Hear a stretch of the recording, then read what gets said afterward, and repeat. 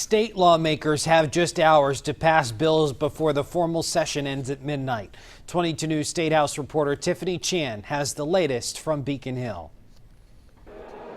The House and Senate gaveled in a rare Sunday formal session to send these last-minute bills to Governor Charlie Baker's desk.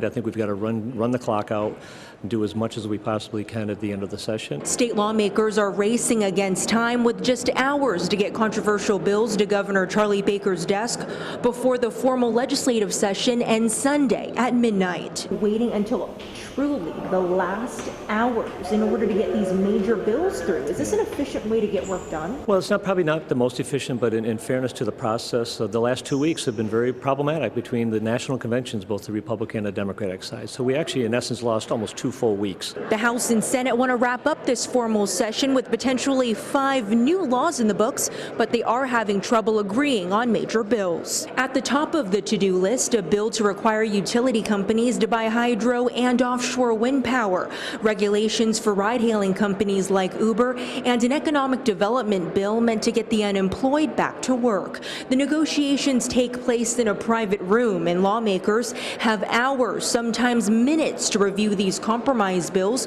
before they go up for a final vote. It becomes more and more challenging to get a conference committee report released and then to fully understand what is in it. We do the very best that we can, and this is something that's typically happening at the end of a legislative session. House Speaker Robert DeLeo told 22 News Sunday he's optimistic both chambers will eventually find common ground. I'm hopeful that we're going to be able to come to an agreement on all of them.